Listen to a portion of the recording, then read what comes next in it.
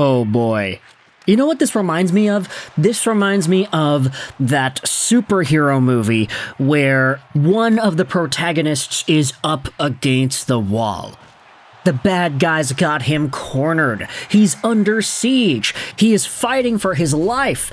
And from behind, he hears, "On your left."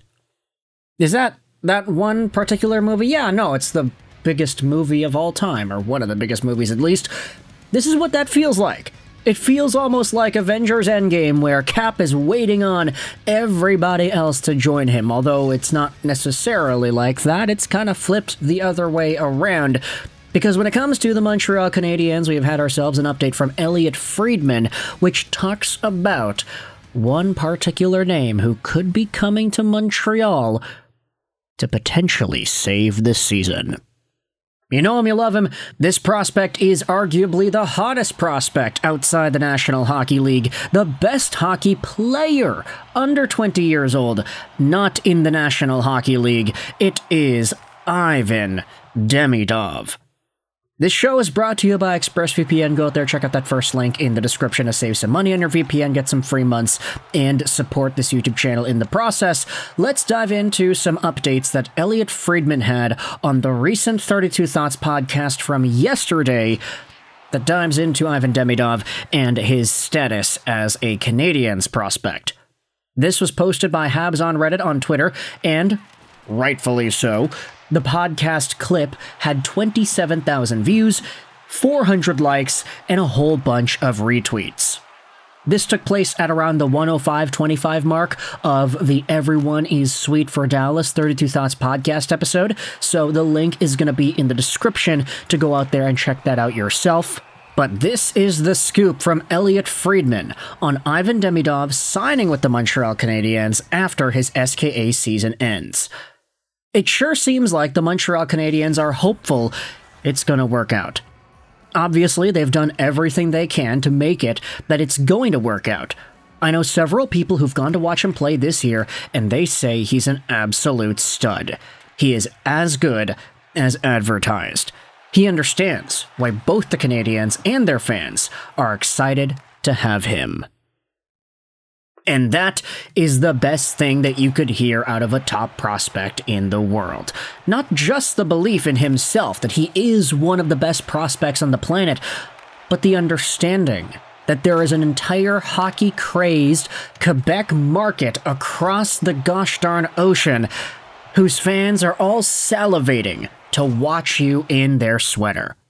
It is the best hockey league in the world, and the Montreal Canadiens are in a spot where when you look at the NHL standings, hey, they're right there on the cusp of the wild card. They've got 71 points in 66 games played. New York has 72 points in 68 games, so Montreal does have the superior points percentage. In fact, they have the superior points percentage out of all these teams not named Ottawa in that wild card race. Montreal, Detroit, Columbus, Boston, the Habs have the best points percentage, so they do have a pretty realistic chance of making the dance this season, which would be kind of outstanding when you consider their goal differential is minus 19 at the moment, and they have been winning a bunch of games still. But the Habs are right there. They're in the thick of it. Everybody knows. From the screen, to the ring, to the pen, to the king, they are one of these teams that has really benefited from that Four Nations break. They've been one of, if not the absolute hottest team in the National Hockey League. It's them in Ottawa, pretty much. And if you continue this momentum, if you continue to ride out the wave of Montreal Canadiens success that we have seen, if Nick Suzuki continues to score at a pace that would put him at 100 points over the remaining 16-ish games on the year, if the Canadiens are able to do all of that, sustain all of that pressure, get Laine the puck and get him some clap bomb goals, and they add Ivan Demidov, talk about Iron Man, Thor, and Cap going up and 1v1ing Thanos. You got the entire gosh darn Avengers and the armies behind them joining this fight. Maybe it is weird to talk about it like that because Ivan Demidov is just one guy, but just thinking about the magnitude, how great this player has been in the KHL this season, and to hear from Elliotte Friedman that, hey, everybody in the Montreal organization, they seem to be pretty confident that this is going to get done, and it's just a matter of time before SKA St. Petersburg finishes off their season. They've got 3 games left after all. It's just a matter of time before they head into the playoffs. They do as well as they are going to do. Whether or not that results in the championship, we'll see.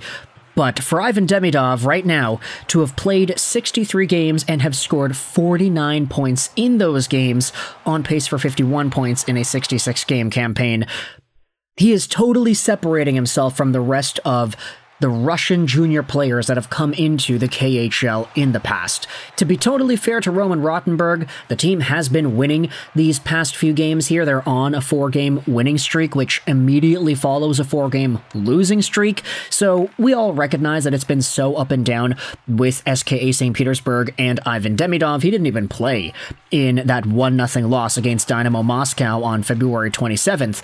But Demidov being put in this difficult situation where he's getting ice time some nights and he's getting absolutely no playing time other nights, you have to understand that this is par for the course for these Russian guys, and it's just going to want to make them work that much harder. It's going to give them that extra little oomph, that motivation to go out there and be useful in whatever opportunities they're given, either in the KHL or in the NHL.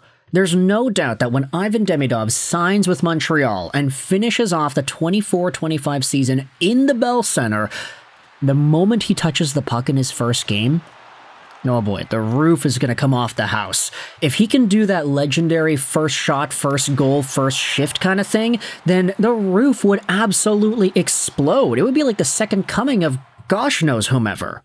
You thought Cole Caulfield was a breath of fresh air for Canadiens fans when he made his debut as a prospect? You thought Lane Hutson was going to bring that effect? Yeah, they did. But Demidov is going to be on an entire other level.